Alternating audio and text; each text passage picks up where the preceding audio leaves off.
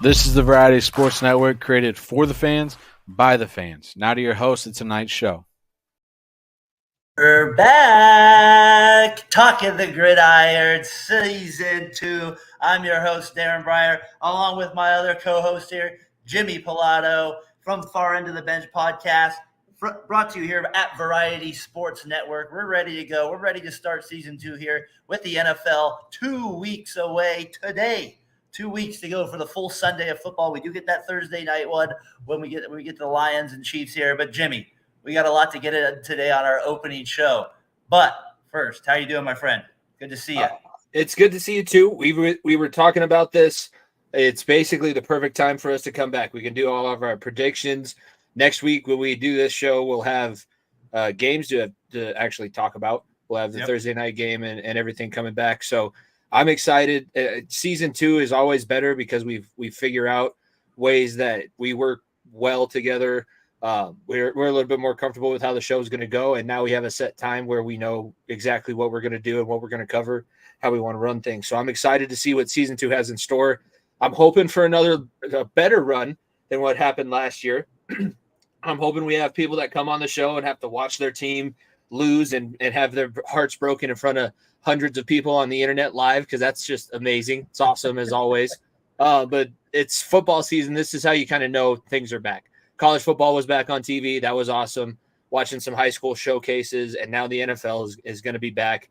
And my team is still in it. It's beautiful. It's a beautiful life to be living. Now, you mentioned a good thing here. Now, the way we're going to do the show, we're kind of the same thing. Every Sunday night, 6:45, probably we'll start around halftime. When I came on with you for a short period of time today, what did you call it to the public? We could be your what?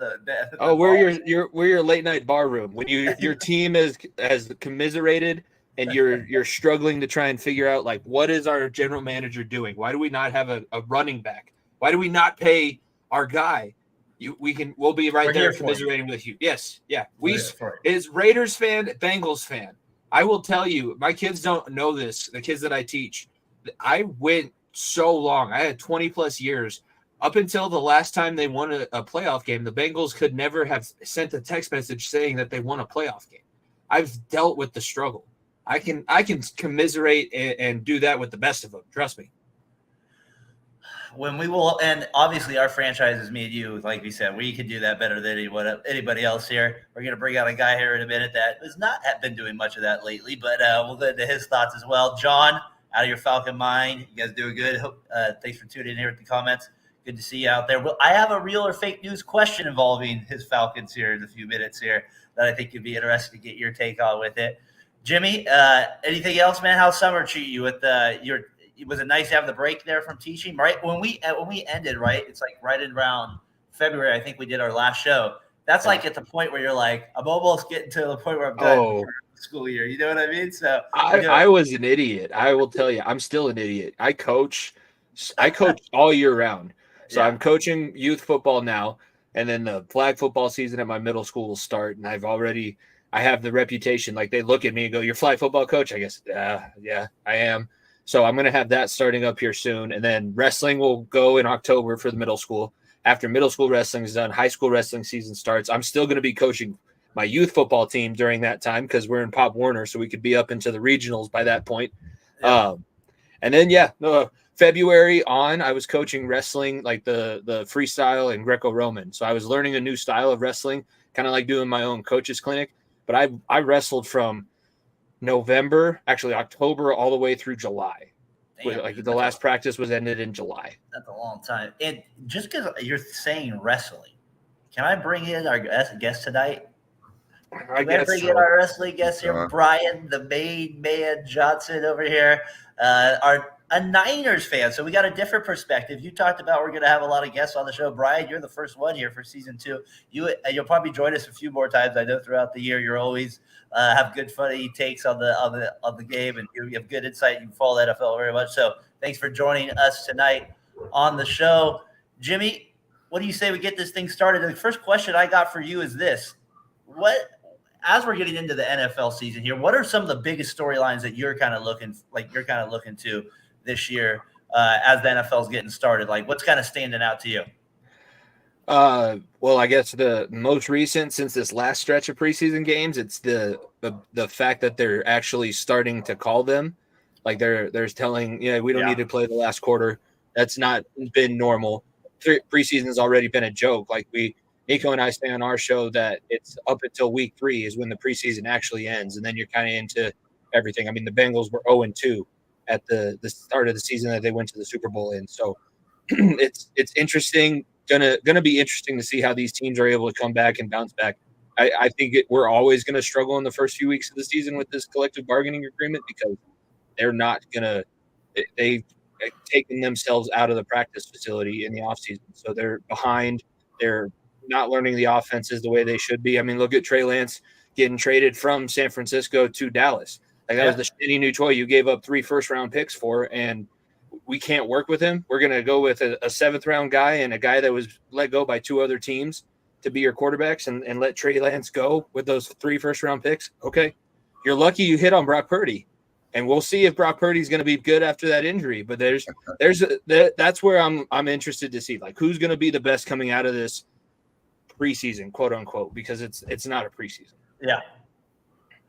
That's a good point there. I kind of have that's one I'm kind of thinking what you guys think. Jonathan Taylor, does he actually get traded to a contender where it actually matters? Does he go to I don't know, does he go to your Broncos where it makes that maybe a little bit different? Does he go to Miami, like something like that? Like to me, Jimmy, that's a big storyline. Brian, what do you think about Jonathan Taylor maybe headed to one of those teams? Yeah, I mean, I want him anywhere near the Eagles, but if he could go anywhere else. They can't have everybody. The Eagles can't have everybody. Yeah, exactly. That's not a lot. They're doing everything they can to Jimmy, I would think you'd be voting for us week 1 because I have a feeling Purdy's going to dice up the Steelers. So the Steelers, I'm actually more scared of them than the Ravens this upcoming season. It's been the Ravens as like the other team. Kenny Pickett looks good, and Mike Tomlin is a witch. So that's going to be a tough matchup. I am hoping that you win. I always want to see other AFC North teams lose. I see like 34-10. I don't think they're going to come close. But it's going to be – I think they're going to be so much further ahead than they were at the beginning of last season. So they're going to get to a point where – because they were good. They were hot towards the end. They could have made the playoffs if they had just a little bit better of a record initially. So did they start Mitchell Trubisky last year? Was he the starter? Yeah, so you can't start Mitchell. That's never allowed. Never starting Mitchell. It's hilarious because he was the guy that was drafted into that situation initially with Mike Glennon in Chicago. Like Glennon started the first 6 games until he was so bad that Chicago was like, you better put in the kid. Then they did, and they went to the playoffs and double doinked out of it. And they did the same thing with Fields. It's like, no, play the kid. Okay, we'll see what happens. My other storyline, Jimmy, this kind of will come to you, and Brian, I'll let you answer the question after Jimmy, is who will emerge as the 4th best team in the AFC? Because I feel like, we kind of like now have it figured out. KC, Buffalo, Cincinnati. Like, who is Cincinnati, Buffalo? Yeah. Okay, we'll get you. We can go technicalities there, but like we have Jets. We have like the Jets that are fighting to get in that conversation. The Ravens that are fighting to get in that conversation. Miami's fighting to get in that like, who's one of those teams? Like, is it just going to be those 3? Like, dominating the AFC again? There's got to be another team that steps it up, right? Am I missing that team? Is it the Jets? Everybody seems to want to go there, Jimmy. No, I think the other teams in the AFC West are going to be they're in a more solidified position, and they're at the point now where they have to prove something. The Chargers and the Raiders. If Josh McDaniels is going to work out, he's going to have to make it work early in the season, and if the Chargers are going to do anything to get that stink of the playoffs off of themselves from last year, this is the year to make sure that they can solidify Herbert as their guy that can push them over the hump. So I think those 2 teams are going to be itching to prove themselves. And I don't know if the Broncos are going to be a total turnaround, but I don't think it can't be too much worse than what it was. That was really bad. And the preseason has looked way better.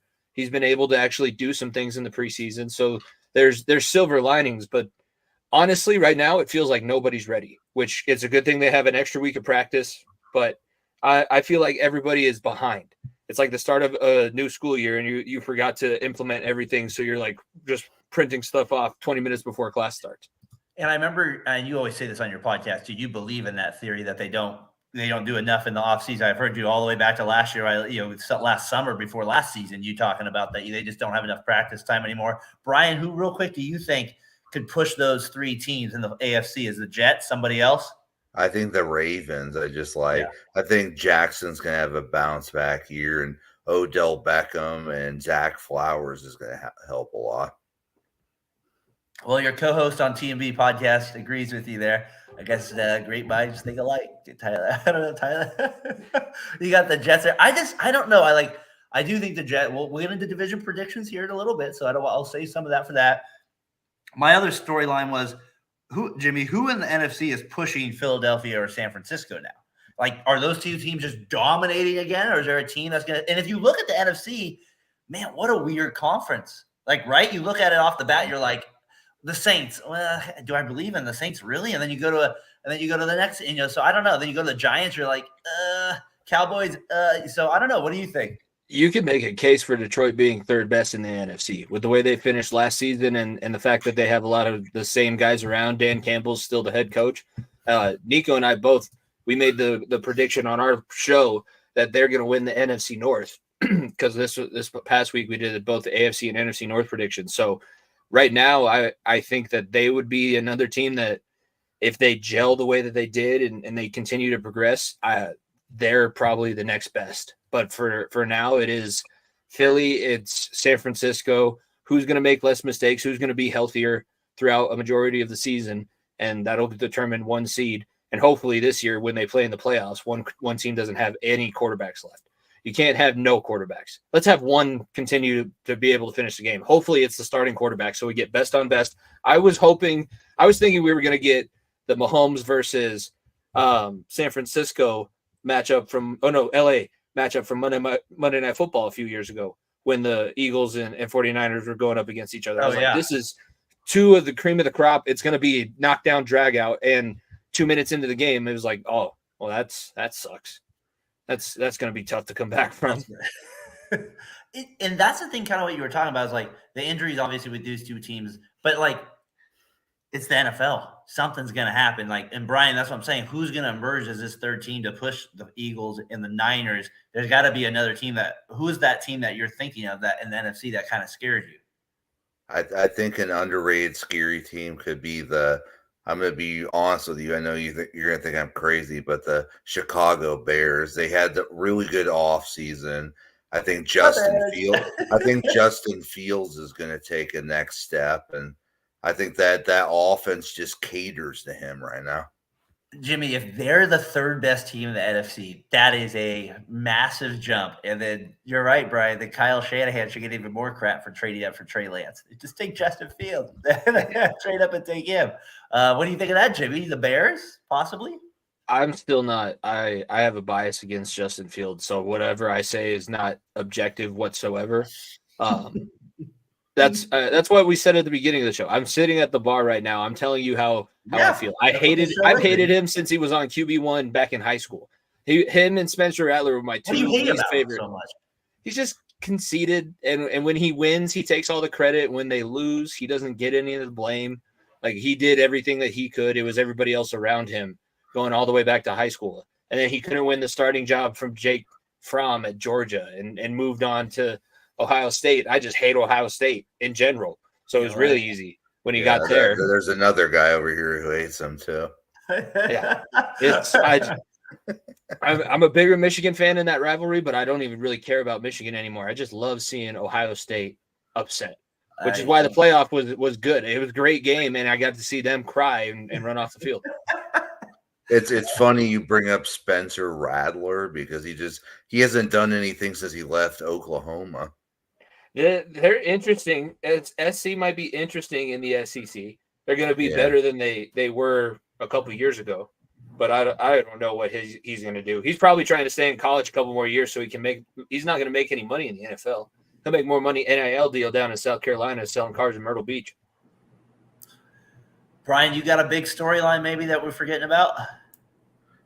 Just like, I don't know, it's going to be a different year for the Packers. They don't got Rodgers in Green Bay, and I just don't. I have to see what Jordan Love can bring for a whole year to to think he's going to be good. I know Tyler was saying that they're going to win the division, but I don't know, man. I just have to see Jordan Love and see what he can do for 1 year. He really loves Watson too, Mr. Watson. So I think he believes in Watson, but I think it's hard to, you got to remember Rodgers was throwing those balls to Watson last year. Like, you got to keep that in the back of your mind. Now, Love, what is his third year in the league, right, Jimmy? This year he should be able to prove himself a little bit more than your average rookie quarterback, right? He's the Trey Lance of the year previous. He was drafted a year before Trey Lance, and he had the same kind of experience where he's played like 12 games since he was a 17-year-old in high school. So I don't know. He might be good. He probably got screwed in the game that he started. I know it was close, and it could have gone either way. This Green Bay team couldn't make the playoffs with Aaron Rodgers. As non-Aaron Rodgers like of a season as it was, they still had a chance, and the Detroit Lions knocked them out. That sits in the back of their mind, and it sits in the back of their mind because they think of Detroit as like the trailer of that division.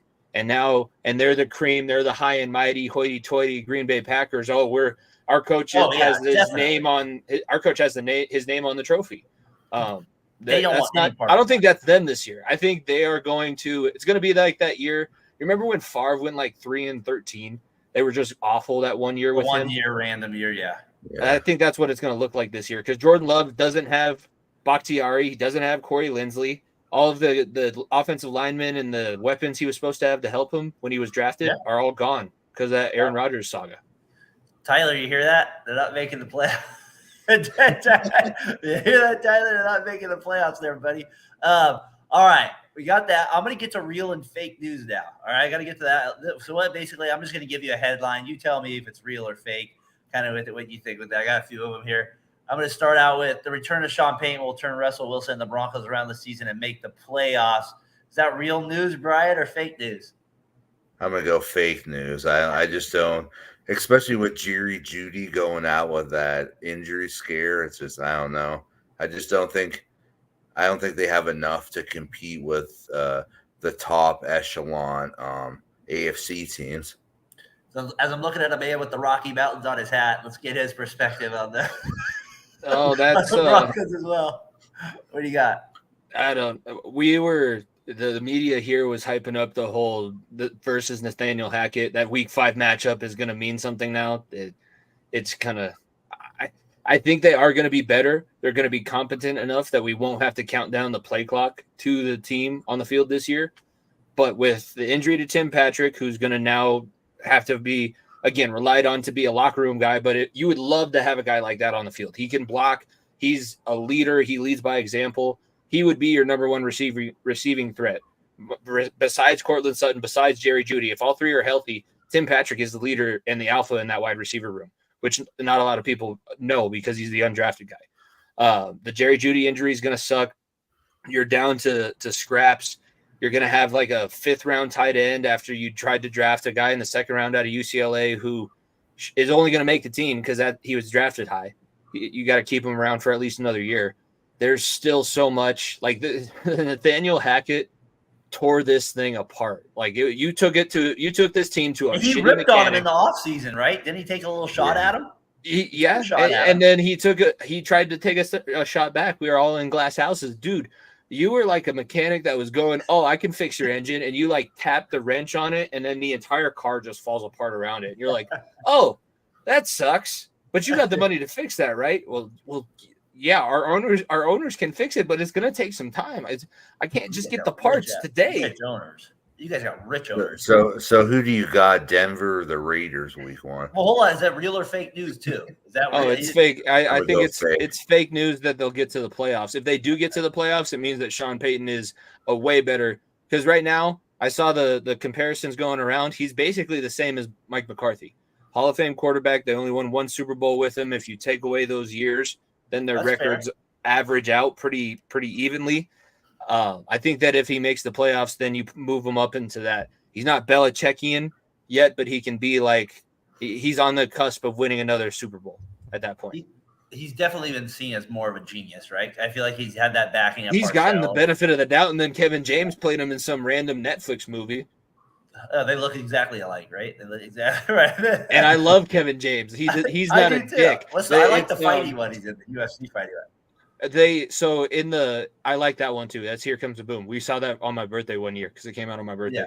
But the Denver sports station plays a song whenever they play like a quote from the head coach, and Michael Malone has like the smooth jazz. And then after Sean Payton's comments to the New York Jets, every time they mention his name or they're talking about Payton, what he's going to do, no more Mr. Nice Guy.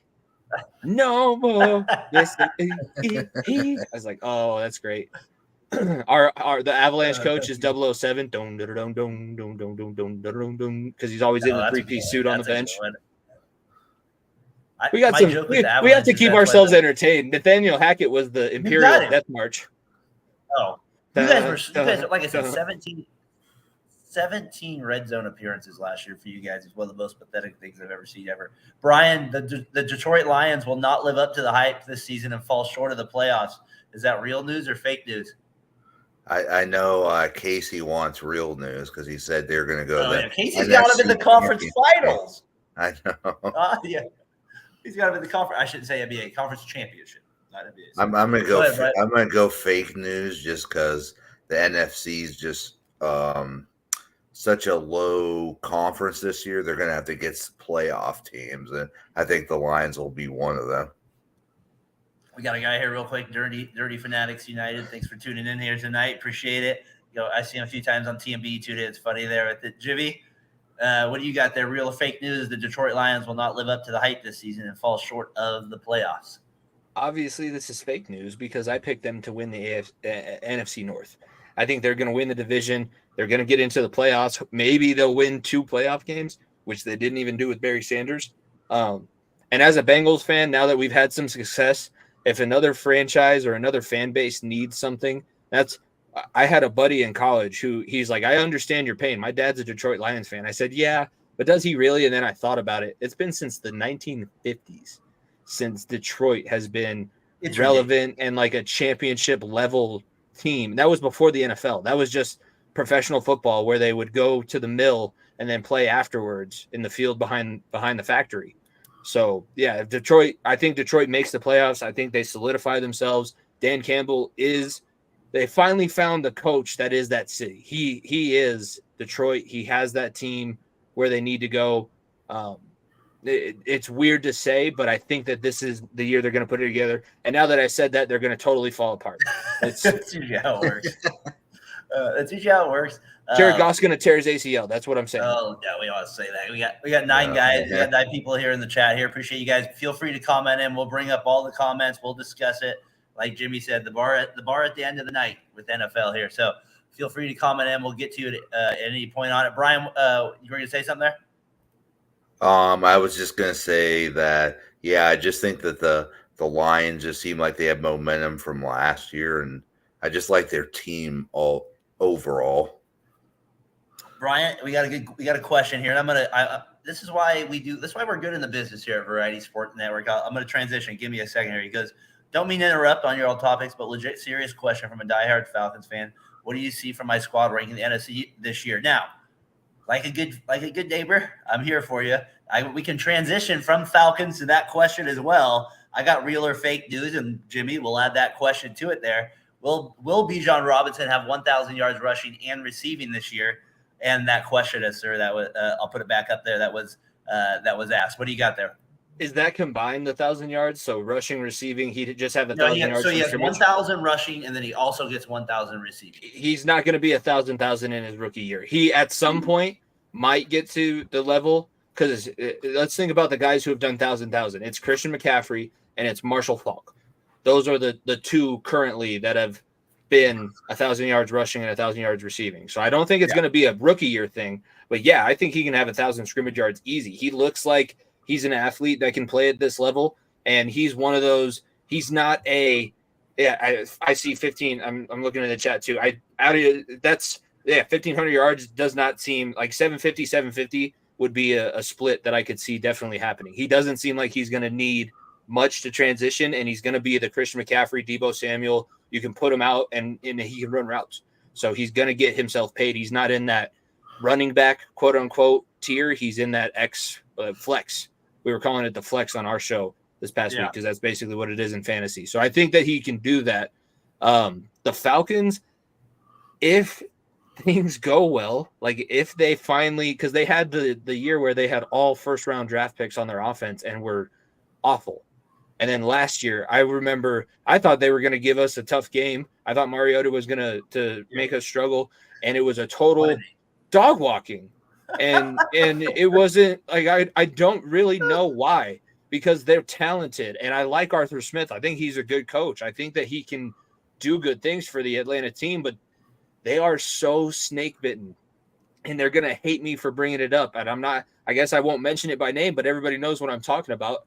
But I was in my college dorm and I watched the soul of that franchise just exit the body, and it hasn't come back. It has not come back yet. And it could be this year where they finally put all the things together, and Bijan Robinson was the missing piece and the missing link, it's Desmond Ridder as your guy that you're going to go with. But come on. But I'm not going to say yes until I see it. If they start putting it together, sure, I'll jump on board. I'll give them their credit. I'll give them their flowers. But am I going to predict it at this point? No. I predicted it when you had all of your first round draft picks on offense, and that bit me in the ass. So no, I'm not really jumping on board your bandwagon at the current moment.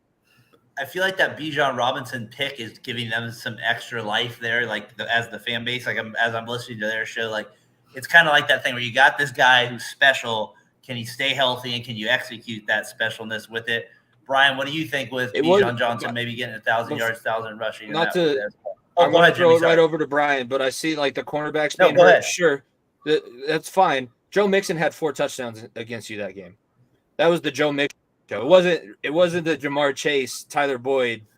Joe Mixon. Unless I'm mixing it up and it was Carolina that I'm thinking about, in one of those 2 games, Joe Mixon had 4 touchdowns in the first half. Sorry, Brian. Go ahead. I'm actually I'm trying to get ready for Niner season, so I'm watching Niners great games, and we played the Atlanta Falcons in the '98 divisional, so that's a good memory for them. But I thought it was like a underrated great game because we actually made a comeback at the end and almost pulled off the comeback. But yeah, I mean, I feel like Atlanta could be a sneaky good team this year. I when we get into division predictions, I'm going to save that for my thoughts on that a little bit later with it. But that was kind of one of my things with it. Real quick before we get back to real and fake news, if this guy comments in, I'm answering a question. It doesn't matter when, where. If Rev is it, we're answering for you. Hopefully you can come back on. We get you back on like we had for Talking the Gridiron here. Jimmy, it's always great when he was on the show. Always been some good knowledge there. My co-host, and again, a different fan than all of us, a Steelers fan there with it. So. We're gonna smoke you, Rev. Brian, saying it. It's gonna be down. Get ready. Hey, Jimmy, 49ers. Me and Brian have 50 push-ups on the line. Yeah, I'm picking the Steelers to win week 1 on the air. I'll do 50 if they lose the Steelers. I think the Steelers are gonna beat him a week 1. Bosa's not gonna sign. I feel confident. As a dean, you're gonna be out of practice for those push-ups that you're gonna have to do. Not being a gym teacher anymore, you're not gonna have the time to just do extra push-ups in the off season. Hey, I'm still doing 3 classes. I think to go to the Steelers, you can look at it might be a Ravens situation where, and that was incredible that streak finally came to an end, but it just might not be early. I think Kenny Pickett could struggle because he wasn't perfect at the end of last season. They were good and he got better, but I think at the beginning of the season, they're probably going to be struggling. And he looked good in the offseason because it's like in Major League. Oh, wow, Willie looks like he really has some power. Off a guy who's going to be bagging groceries in 2 weeks. That's you're beating up on guys that aren't going to be here. They're going to be in the XFL or the USFL. You're not playing NFL caliber secondaries yet. When we get to that point, I think the 49ers are going to have something for them. By week 5, they probably have it figured out. And Tomlin, the standard is the standard once again. But TJ Watt is always the X factor. TJ Watt could change things very quickly. Oh, yeah. They're always in. and like they're always in games. Like, you know what I mean? Like they're always like right there in a game. That the Steelers to me are like, it's just a team I never want to play at Pittsburgh. That's like a tough game. It just feels like always, and it always feels like, and I'm sure you know as a Bengals, we had 20 games in a row where we didn't sniff beating them in Heinz Field. 20 games in a row. Yikes. That's not what you want. Can I stay in the AFC North there? I have a real or fake news. Are the Ravens going all in on Lamar Jackson and the offensive weapons will put Jackson back into the MVP conversation and will put the Ravens back on top at the AFC North? Brian, is that real or fake news there? It could be real, but no, is it real or fake, Johnson? I gotta get it. I don't want it good. I'm gonna say it's fake just because I think Cincinnati's a better team than Baltimore. Suck it up, Jim. All right, I got it. No way. That's not. I know Brian. He was gonna try and turn that back somehow to say the 49ers were gonna go to the Super Bowl again. The fact that he had to pivot to the Bengals, that hurt him. I know. Is he not sucking up? That's just that's objectivity. That's what that is right there. You could tell you're right. For a second, he wanted to say it, any other team, but he let Chris Collinsworth was in his head. Man. Every time we're on Sunday Night Football, that guy's always making like snarky comments at us or something. Deebo Samuel isn't like a receiver like I used to be. I was a guy that would run down the sideline. I didn't have to line up in the backfield to score. What do you think there, Jimmy, though, or with it, real or fake news with the Ravens there in the division? Obviously they might not win it, but what do you also kind of think about the Jackson part of their offensive weapons that they've also kind of acquired more than they usually have? They are on paper better, but it is a totally new offense. And for the past few years when they've been really good, they've been using Lamar to run. And then obviously the last couple of seasons, he's had some injury issues. So they're probably trying to change that around. I can't think of the guy's name off the top of my head, but I know the offensive coordinator that they brought in is like a Mike Martz type. Mike Martz, if you don't know, the greatest show on turf with St. Louis, that was all – shout out VSN, but that was all passing. He's like, I'm going to pass to set up my passing game. I ain't going to run to set up shit. I'm just passing straight off the ball. 5-step drop, 3-step drop. So I don't know if Lamar Jackson's going to thrive in that. And I don't know if the offensive coordinator is going to realize that. Like, think about Russell Wilson last year in trying to be this Peyton Manning-esque guy changing plays at the line, boxed yourself in so much. You totally took away your athleticism. If you take away Lamar Jackson's athleticism, that is a not professional level quarterback. We were harsh on him that last – maybe one of the last shows. Is it harsh when he has won? No, I'm not saying. But I think he's won a single playoff game. He just got paid like one, and he's an MVP. Yeah. No. I hear you. He got paid like it though. We know that. That he did get. He did get paid like it. They try to get Beckham, Brian, that to make him seem like that's the weapon as well to take him over the top. Odell. I got to see it from Odell again. I mean, I'm not saying he's a bum as a receiver. But there's just so many question marks with him, like with consistency and all that stuff. I have a bone to pick with him. Did you see his quote after the Super Bowl? If I didn't tear my ACL, we win that 38-17. I was like, dude, you think you're way more special than you actually are. You are not that good. Trust me. Eli Apple is about to cover your ass. He definitely has confidence, doesn't he? That he does for sure. Brian, Aaron Rodgers will put the Jets atop the AFC East. Real or fake?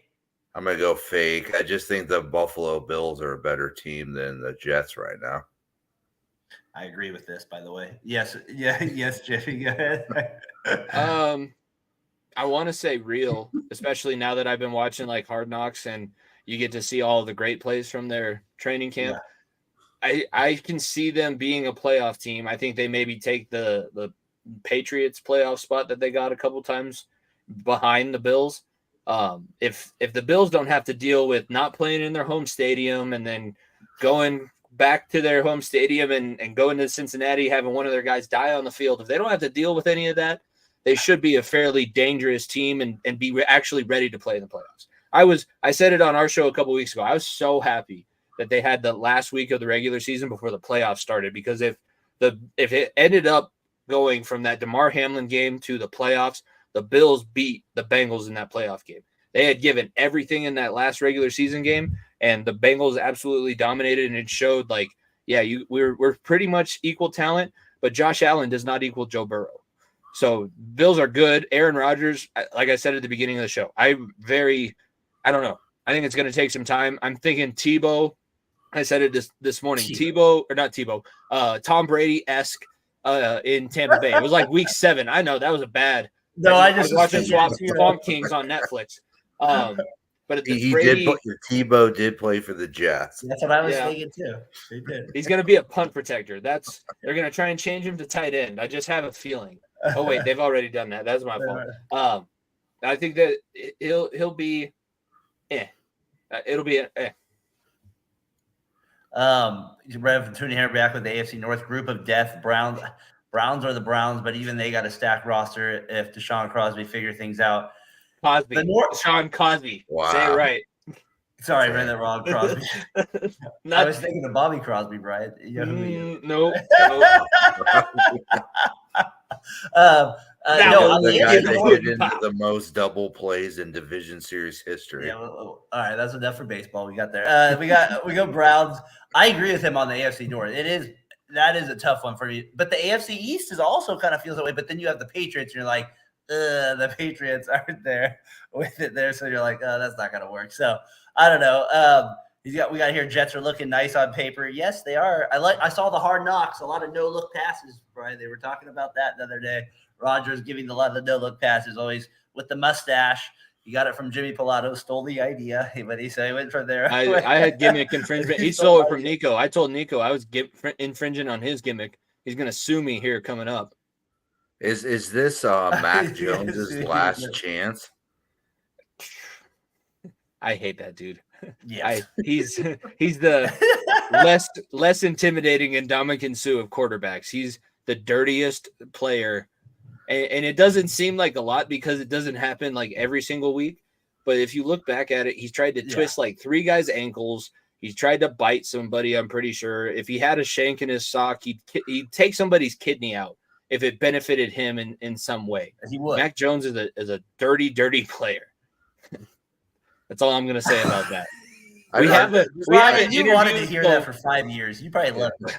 We interviewed that year, the COVID year. We had an interview canned with the punter for Alabama that season, and he was telling a different story about Mac Jones. And now that I've seen exactly who Mac Jones is on TV, I'm glad we never aired that interview. Let's just say that thing. They lost to the Vikings in a Thanksgiving game, and he just chucked that. I've never seen a guy chuck a helmet so far, man. He's the chubby. He's the son of a Karen. That's what he is, because he's kind of chubby. Remember his draft day suit where it's like it doesn't fit? His mom has just been every step of the way like yelling at the principal. No, my son did not do that. What are you talking about? Don't say that, man. You know that. That's personal, right? I think that's too sensitive. It's personal for me too. We have now vape alarms in our bathroom, Daren, because that's how bad our school got. Vape alarms. I like it. We haven't got that bad yet in our school. And Mac Jones was only good because he had loaded talent around him in Alabama. Okay. 3 first-round wide receivers for all the Alabama. That's the case for a lot of them. Brian, real quick, I just want you. And this is kind of funny. Dallas Cowboys have the best QB room in the NFL. When ESPN tweeted that out or whatever, I wanted to slap them across the face. I mean, they've already lost me in the respect game, but I was like, the best QB, Trey Lance does not add anything to that whatsoever. But Johnson, question of the week here brought to you by Row One Brand. Use that code VSP15. You'll get anything off in the art gallery, 15% off. Use that code Johnson. I know you've been watching the 94 Niners game Monday night. I'll throw you a bone. Maybe you can get a picture there of Jerry Rice catching number 1 hundo there against the Raiders. So, all right, maybe that's one. I've seen that one on the website. It's a nice picture. Maybe you should get it as well. With that said, question of the week here, Brian, I got, is the 49ers decision to trade for Trey Lance the worst draft day move of all time? Considering the picks they gave up, and now he's not on the roster, played, 2 games as a starter? Is this ranked as one of the worst draft day moves of all time? Curious to get your thoughts on it. I don't know, Matt. Mike Ditka trading up to get Ricky Williams. Don't you think that was pretty bad? I would say that would be right up there as one of the worst ones of all time, definitely. Yes, they tweeted that. They said the QB room for the Cowboys was the best now because they had Cooper Kupp and whoever their other quarterback, and they're just ridiculous thing there with it.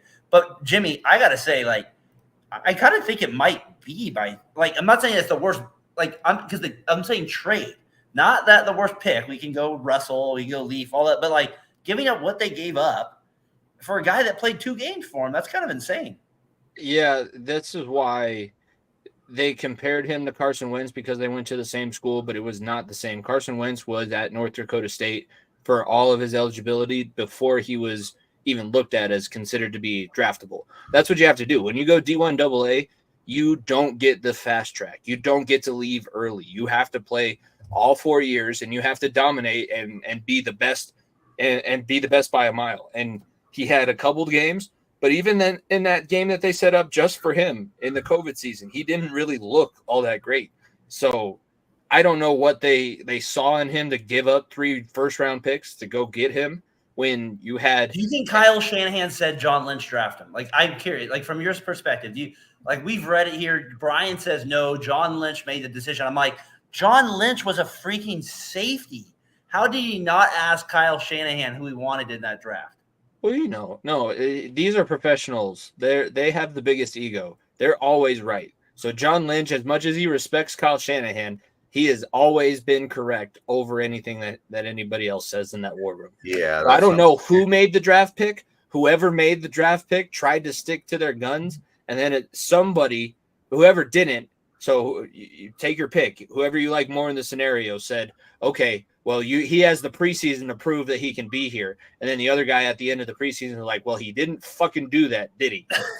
And then they were like, ship him off. So I mean, back in the day, they were saying that, Shanahan really wanted Kirk Cousins, but then Lynch went out and signed Jimmy. So this has happened before. That's true. And Rev brings up a good point. Brock Purdy was who they traded up for. Trey Lance was Mr. Irrelevant. That is actually well said there, Rev. That is well said as well. Jimmy, Brock Purdy basically maybe saved John Lynch and cut Shanahan's job. Maybe. I'm just saying. Well, because they have some pretty – the DeBartolos gave them pretty decent contracts, both of them. So they'd have to spend a lot of money to get either of them out of them. But yeah, that's the only saving grace right now, and the fact that they were still in the NFC Championship game saves them. It gives them another year. Because if they struggle this year, it can be, oh well, Brock is coming off the injury. We might have to retool some things. We lost some people because you're a good team. You have to lose people when you pay more. You still have another season where Purdy's going to be on the cheapest deal that he can be, and you can if it doesn't go well this year, Brian, you guys can retool in next offseason and you'll figure something out. They're going to get something before Purdy has to get paid. Purdy saved your life. That was the bun line. But the way Purdy's looking in preseason, he ain't going to start slow. No, he looks like the real deal. He did last year. I've said that with you, but it is a weird deal with that. I mean, they just got bailed out. They made a good pick with that last pick, and he happened to get in a game last year, and he proved he could play. Like, it's not always a chance a third string quarterback gets in the game to begin with. So that was one of the things. And to be fair, I want to say I did go into that draft saying I want Justin Fields. You did want Fields. I know that. You have it on record. We've established that. All right. Hey, Jimmy, we don't have to spend all day on it here, but as we kind of just make our predictions here with each division, we can kind of go through it here in a few minutes, and we can kind of expand on more when we get to the wild card picks, Super Bowl picks next week on our show before the actual season starts. I thought it'd be good just to kind of start with our division picks, establish that with it, and we can get into wild card and all that next week. I'm gonna start us off with the AFC picks. I'm gonna go AFC East. I got Bills winning the division. I got Dolphins, Jets, Pats. Who do you got, Brian, winning that division? Yeah, I got the Bills, and then I got the Dolphins, Jets, and Pats as well. You got the same as me. Jimmy, you got anything different there? I'm going Bills and Jets are battling towards the end of the season to see who's going to win. Miami goes down to third because of the recent injury, and I just don't know if McDaniel seemed to be losing steam towards the end of last season. I know they kind of turned it back around, but that's an interesting point. I don't know. Don't know what it's going to look like, but I do think New England, they're going to have their last season of Mac Jones, and then Bill Belichick is going to have to hire an offensive coordinator, or he's going to be walked out. and not allowed I back know, at the I know massage parlors. our Patriots fan is trying to hype up some guy named Cunningham. He's trying exactly. Oh, Cade Cunningham, the guy who couldn't even start at Michigan. They traded up. They got Tyron Wheatley from. Jr. from Michigan as well. They got his dad went there. Okay, let's go AFC North. This is going to be the big only shocker for me. Is I got Titans winning the division, AFC South. Sorry, Titans winning the division. Jaguars, Colts, Texans. That's the only kind of like crazy. You went back to the AFC, the Central AFC, when it was like the Steelers, Oilers, Bengals, and that would have been nice if we did that. Then we could do that. But I got AFC South. I got Titans winning that. Who do you got, Jimmy, winning that division? I'm trying to be consistent. I think I put Jacksonville because I liked what they did in the playoffs, and Tennessee. It's probably my bias because I love their podcast, but not having Luan, and they did lose another couple guys out of the locker room that I think are going to struggle. Vrabel will have them there, but I don't think they're going to win the division. The Titans are the best. Honestly, I think Tennessee Titans fans, if you're listening, if you're watching, you should want to be in the wild card spot because that's when you guys actually do something. You made it to the Super Bowl when you were a wild card team. You made it to the AFC Championship when you were a wild card team. You don't want to be the division champion, and then you're gonna if you do that, you're losing in the first round. Brian, who you got? I don't know why people think Tennessee's any good. Tannehill's a dumpster fire, and I don't know. He's good in front of the camera. That's I think why they keep him there because he's really and the shit they've had to deal with since the COVID season. He's been awesome. They could just throw him out in front of the camera, and they're like, okay, we're covered. Nobody's gonna say anything stupid. I'm going to go Jag. You got Hopkins, though. They got Hopkins. Come on. Does you have a little face? Come on. Just like Tyler said, he's a slot receiver. Tyler with the slot receiver. All right, let's go to the big one. I haven't said my prediction yet. Oh, go ahead. Sorry. I thought you said I'm going to go Jacksonville, and I'm going to go Houston, Tennessee. Houston. Wow. Yeah. Yikes. Yeah. Ohio State, Jimmy, that right away for us is a red flag, picking an Ohio State quarterback to finish too. Brian's a Stroud boy. Brian, I don't know if you guys listened to Pardon My Take. He's a Stroud boy, really? It's Stroud boy. I have heard that a few times. I got you on that one. Let's go to your division, the AFC North. Brian, let's start with you. Who do you got winning the AFC North? I'm going to go Cincinnati, Baltimore, and then Steelers. Baltimore. And then after that week one win versus the Niners, they get third place. They're going to get stomped week one. They're winning week one. The Steelers are winning week one of that division. Jimmy, I got Bengals, Ravens, Steelers, Browns. Who do you got, sir, with the division you care the most about? The Steelers, Kenny Pickett has to get his appendix removed before the season, so it's somewhat even with what Burrow had to go through last year. Lamar Jackson poops his pants 3 times this season, not just once, and it's going to be on national television and on local television. So it gets the most amount of exposure. And Deshaun Watson, he hangs out by the water bottles mysteriously. He hangs out too much by the water bottles. It's weird. You know that guy's history. You're like, you can't be over there. Please get away.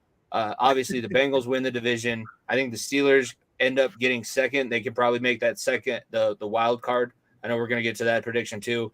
Ravens with the new offensive coordinator, I think, sit at 3. And just because they have the guy who they have a quarterback, I'm never going to say the Browns are permanent number 4 in my predictions for the AFC North. Whether that's actually true or not, they're just always going to be. I'm always going to say they're number 4 no matter what. I respect that with the Browns. I mean, history. You can't go against history after so many years, right? It looks like you're silly when you pick. But then the 1 year, Brian, my brother says Browns are going 10-6. They go 10-6 with Baker and somehow make the playoffs. The setup again. He pulls it off. The one miracle year there. Now he's got to sue his dad for his money back. Jeez. he's got to get him back for it. AFC West, Brian, I got Chiefs, Chargers, Raiders, Broncos. What do you got for AFC West? Yeah, I go Chiefs, Chargers, but I'm going to go Broncos, then Raiders because second half of the season is when you're going to feel that Jimmy G. He gets worse as the season goes on. His teams win games. He's so bad. He makes everybody else around him raise his level of play. And they say, okay, we have to step it up for Jimmy. We got to win these games. Who do you got? AFC West, Jimmy. I'm hoping they beat the ever-living crap out of each other because my team is going to have to play whoever wins this division in the playoffs. So I really hope that it's closer. I hope that the other teams have closed the gap like I think. I guess since I want to be the one that's different, I'll say Chargers win because the Western Colorado blood runs deep with Austin Eckler. So Chargers will win the division. Chiefs will be second. They still make the playoffs. They probably still make my life miserable in the playoffs. The Broncos don't finish third. They're going to continue to be last. They're going to have to figure something else out. I don't know if I want Russell Wilson here anymore. I just don't like having his presence here. And he's kind of a different guy to have as your leader, right? Like he's just kind of like he showed up to the PLL games, and even Nico's like, "This weekend was awesome," but the fact that he had to show up was like that's a downer. That sucks. Him and Ciara. Really, we can't have anybody else. Peyton Manning couldn't have made his way out. I think his sons actually play lacrosse. And I've heard some stories about her, like she's not the nicest person in the world.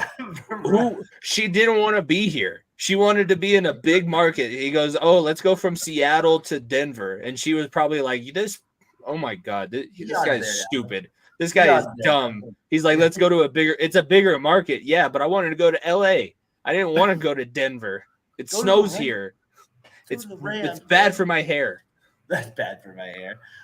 Let's go NFC predictions, Al Johnson. I got NFC North. Let's go there, then we'll go to the South. I got NFC North first. I'm going to go Vikings still win the division. And then I'm going to go Packers. I'm going to go Lions. And then I'm going to go Bears. That's my division prediction for the NFC North. What do you got? For the NFC North, I think I'm going Lions to win it. I'm going to say just so that I don't get taken out at home, I'm going to say that the Vikings get second and the Bears and then the Packers. The Packers will be last in this division. I think that they're going to be lucky to win 3 games. Are going to totally fall apart, sell everything off at the trade deadline and finally get out of there. But yeah, I can't put Justin Jefferson as the guy who's going to win this division. I say Jared Goff. Number 2 out of top 100. Did that shock you by chance? I'm just saying. I didn't watch the top 100 this year. I know, but just if I tell you he's number 2, that's crazy. I kind of thought that was number kind of nuts. 2. Yeah, he's not number 2. He's a great athlete, but you know what happens to great athletes? They get hurt because they can't play the position the way their position is supposed to be played. I'm kind of with you on that. I just kind of feel like that. I'm not saying he's probably obviously top 10, right, Jimmy, all that stuff. But like, man, top 2, I was like, wow, already. I know he did a math. If he's top 3, they should be winning more than 3 games last season. Whether he had talent around him or not, he should have been winning more than 3 games. I can't say that you're wrong about that, Brian. Who do you got for the NFC South? Oh, I'm gonna go with the Lions to win the division, but I think the Bears surprise people and get the wild card. Bears. You and those damn Bears. I got those damn Bears. I did. Bears. And then I'm gonna go Vikings third, and I think the Packers finish last. What do you got for the South? The Saints, NFC South. Falcons. I'm gonna go with your boy Derek Carr from the Saints. He's gonna win the division. Mr. Biceps, they're winning the division. You like that right there? Who do you got, Jimmy? For the South, Falcons? No. Well, yeah, I was gonna say I might throw a bone to those guys. This division is garbage. It's so bad. The Panthers being shut out by the Jets' second team in the first week of the preseason that's when I knew this was going to be the worst division in football. It went from the NFC least to now the NFC South. Just get out of my face. I don't want to see any of you guys play. I want to see you on my schedule, please, but I don't want to watch any of you guys have somebody's got to win it. Who's winning it?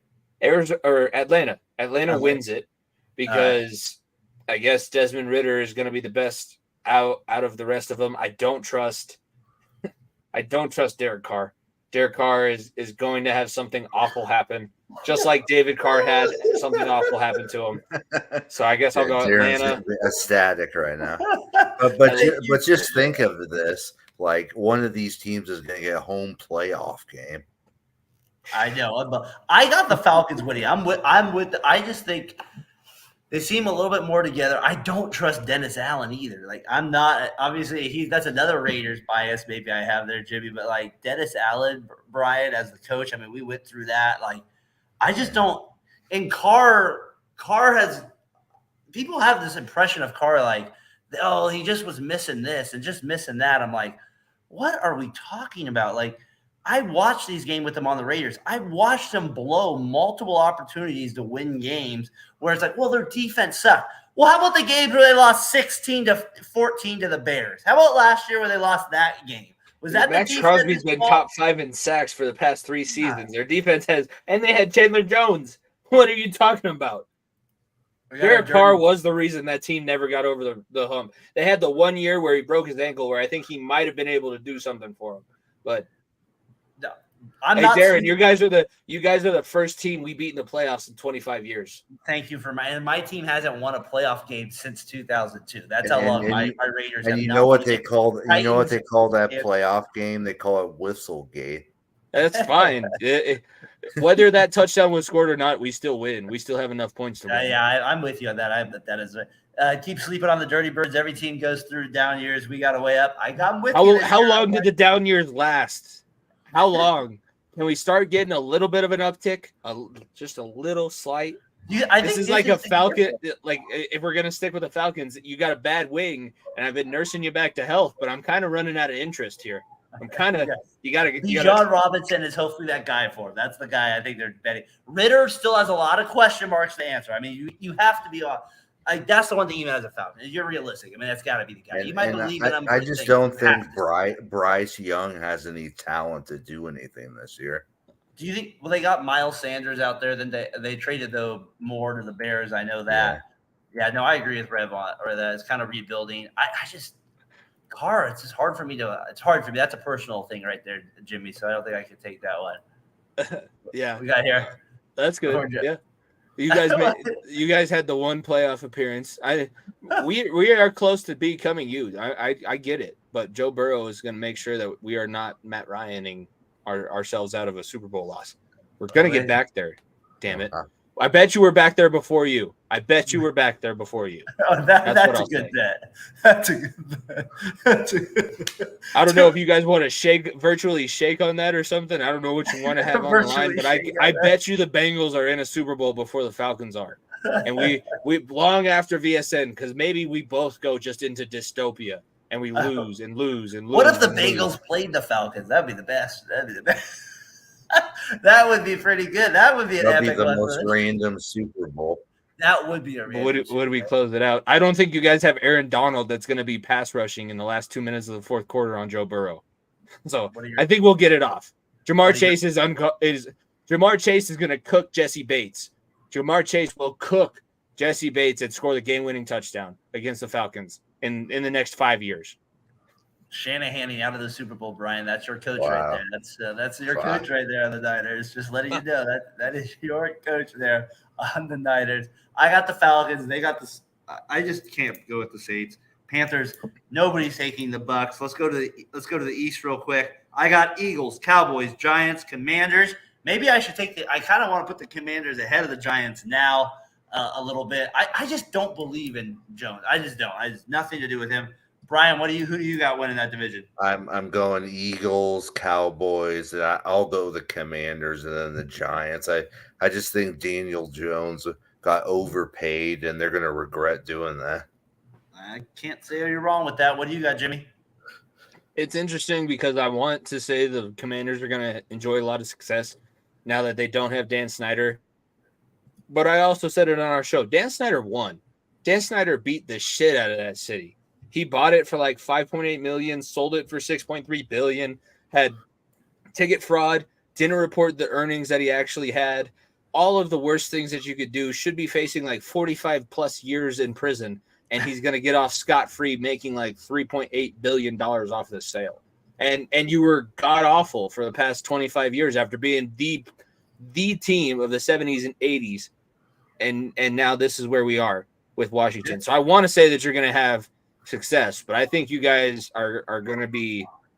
It's going to take some time. I honestly think Washington can fall to the last team in this division.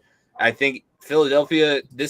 I said at the beginning of the show, they're going to do everything they can to get Kelsey to win a Super Bowl so he can retire because he deserves that, and he's my favorite center of the past generation. So I would love to see that happen. If it's not the Bengals, I hope it's the Eagles. Cowboys. Actually, I'll go Eagles, Giants, Cowboys, Commanders because Dak's getting stale. Dak's, you got to figure something out, man. Something. You don't have to figure it all out, but just give me something. I know my guy Terrell wants the Commanders. You know him. He's I don't want to talk about him because he's talking so much. We don't play for 3 weeks, and you didn't have that great of a draft. I'm sorry. I guess I'll be the one to say it here. I got Jamar Chase in the second round. I don't care. I can't wait till he's on with us one of these times. He's going to be great with it. Snyder is a terrible human. I can't type all I want fast enough. You boys send that invite over one night. We can discuss anything about the NFC South.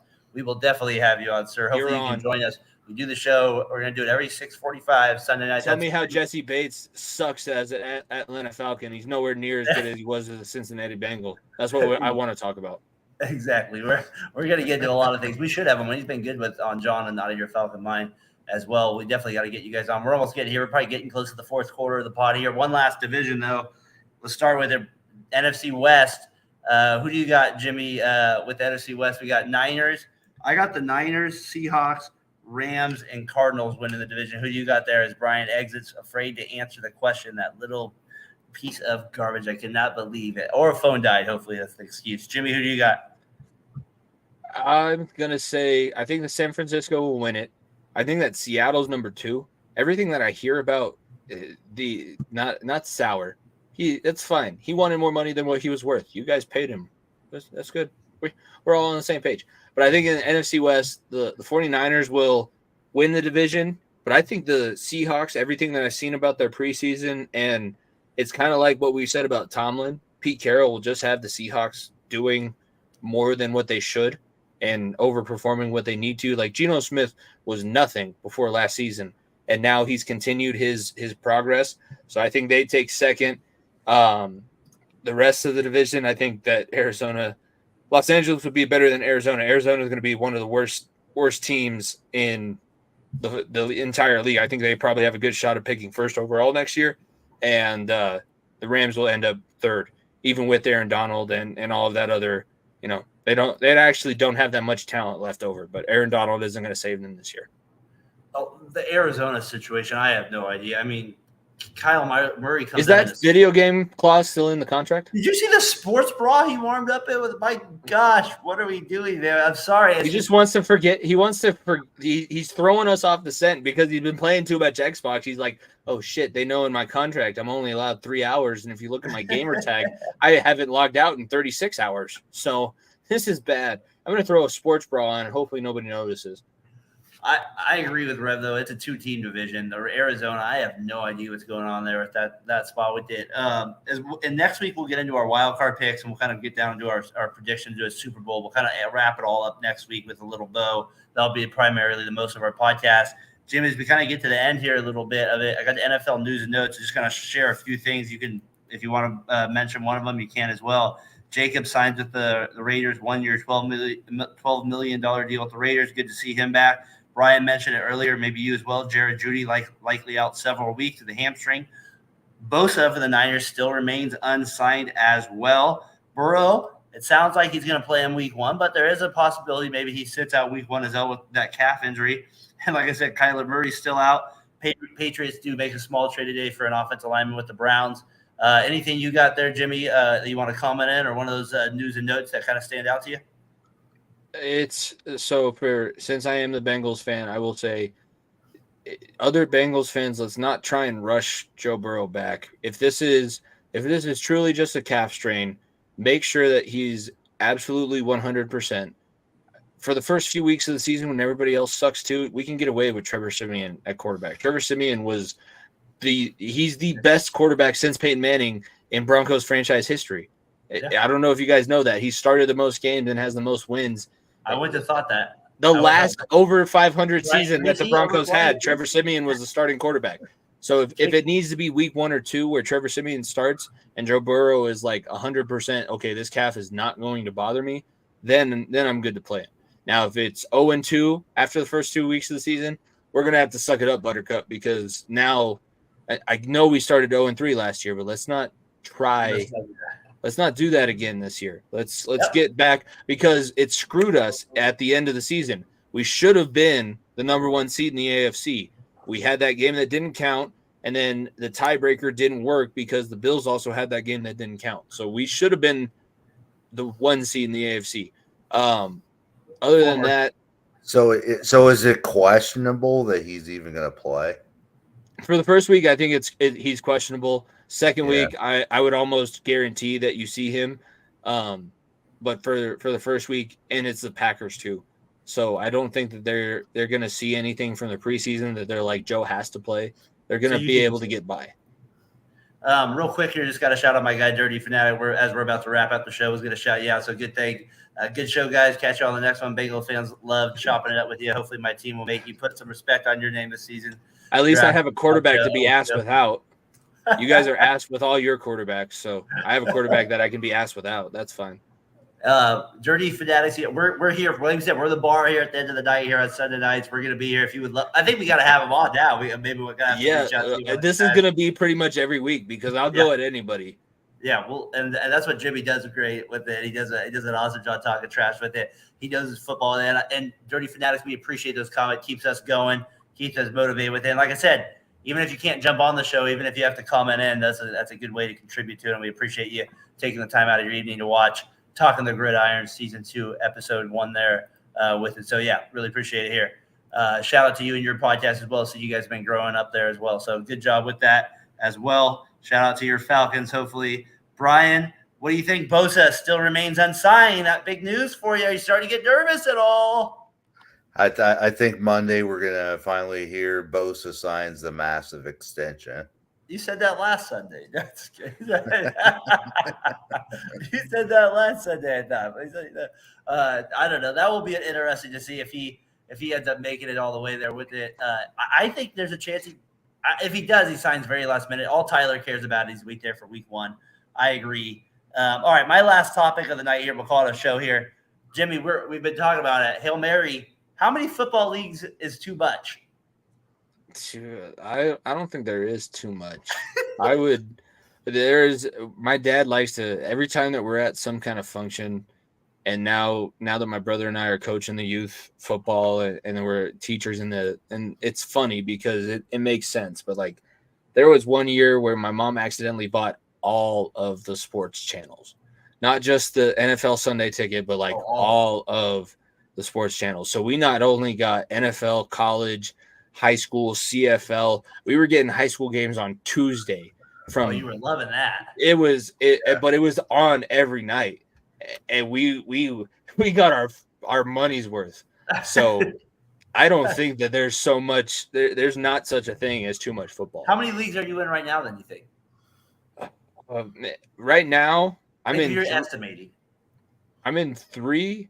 Are we talking fantasy leagues or like leagues just in general? Because I'm in 3 fantasy leagues between the teachers, the one that we're both in with Terrell, and the VSN one, and then I'm going to be coaching flag football for the district. I'm coaching in Pop Warner, which is a national syndicate, which could go all the way out to Florida at some point. My life is consumed by football. I have no days where I'm not thinking about some kind of football going on. So me and Brian talked a little about this today on the FatboyFadeAway Sports, but over 60 million people in the United States play fantasy football. The average fantasy football player, I thought this was interesting, Jimmy, spends 9 hours per week managing their team. That's why I was asking about how many. It generates over $7 billion, and 80% of the people are male that play fantasy sports. I thought that was funny as well, but 9 hours per team. That seems a lot, but maybe that's what it takes to win a championship, right? You want a good benchmark? So the NCAA limit for weekly contact that the coaches can have is 20 hours. So as much as 9 hours might seem like, all of the NCAA practices, meetings, and games that you see equal about 20 hours. Now, they kind of fudge the numbers. I shouldn't say that, but they do a little bit. It's more like 23, 24 hours a week. But that's 9 hours is not so bad when you consider the amount of time they're putting in. Brian, how many do you have right now? Right now, I have only 2 that I'm doing, but I'm gonna be doing some random ones in ESPN pretty soon. We got to do our VSN draft here soon. I'm not sure what it is. I keep checking on that app. Maybe I think it's full now. I can't remember. It doesn't have a date. I don't know. I can't remember. I think it's is it Saturday Showdown who's running it? I'm not running it this year, thank God. Yeah, either him or Brandon. We're gonna have to check it out. Not me.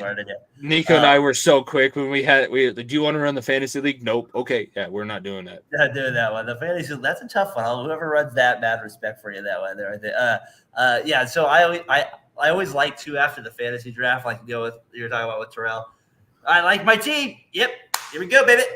I got that guy I wanted right there. 3rd round. That's the steal. We got it. I love my team. I love that. And then the optimism. Oh, damn it. We will be perfect. I forgot to check in every aspect of the game. God, he has a bye. No. And you forget that, Jimmy. You're like, oh, no, he plays Sunday morning at 10. I thought he was an afternoon. People start stressing out about all the fantasy football was fun now, but not anymore, though, is it? Is it? No, not even a little bit. Well, like Brian said, they made a whole darn show on FX about fantasy football, for goodness sakes, right? So, I mean, that tells you how much people love fantasy football. I think it was called the League or something. Yeah, I love that show. That is a top tier comedy / that's that was one of the shows that had a drinking game that if you got a 36 rack of beer, it worked perfectly for like 4 or 5 episodes, and then everybody was ready to go to sleep. But it was awesome. Definitely was one of them. Taco's songs were amazing. Yeah, I love the league. I will still I have Hulu solely so that I can go back and watch the league every now and then.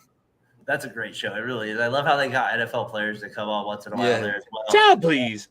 Yeah, exactly. Chad Ochocinco is on there, a few others. John, appreciate you tuning in, man. And we're about to wrap it up right now as well. I want to wrap it out with some shout-outs. Shout out to you guys out of your Falcon Mind on VSN. Dirty Fanatics United tuning in. Rev tuning in. Appreciate your comments. I can't wait to get you back on the show here on Talkin the Gridiron. Tyler tuning in as well. We had as many as 11 people in the chat, 11 people tuning in at one time. It was great to have you guys tune in for our first episode here on Talkin the Gridiron to get the year started. Jimmy, with that said, I know we're going to be back at it now next Sunday, 6:45. And we'll probably get into, like I said, we'll probably focus now on more of the Super Bowl predictions, go a little bit more with the wild card, and probably get into some news or maybe the week 1 best matchups and stuff like that as well as we start to get forward to it. Man, I'm looking forward to doing another season with you. It's kind of funny that we're on season 2. It's kind of funny to say that. Yeah, and now when you said season 2 this morning, I was like, wait a second, I just wrote down season 3 for something. Oh yeah, Rev and I are doing season 3 at Top of the Mountain. So I got football podcasting and football far into the bench. We record Tuesdays or go live Tuesdays, and then Thursdays is when I'll record Top of the Mountain. Then Sunday Scaries, which I want to continue on because that's a lot of fun for me. So I'm kind of packed out. But here's the thing: I ran into my college radio partner last night at one of the high school football games. He's broadcasting for one of the streaming services. And as much as I enjoy like the teaching career, I will tell you guys straight up, but I said this on my show this morning, I was jealous.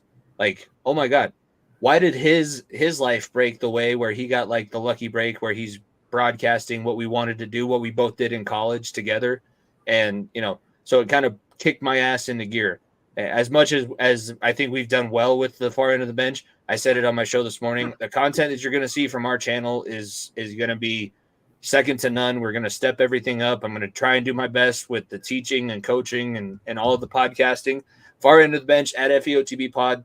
Subscribe, follow now, because I am remotivated to oblivion. Here is what I'm trying to say. Hey man, when you're teaching 5th graders for a whole year for the first time, that kind of burns a little with it. And I'm gonna be honest with you. You said that. I told Brian this. I was feeling the same way about 3. I told Brandon this a little bit. Like you kind of have this point where you're just kind of a little fatigued a little bit. You got to kind of reboot a little bit. And like you said, we're doing a lot.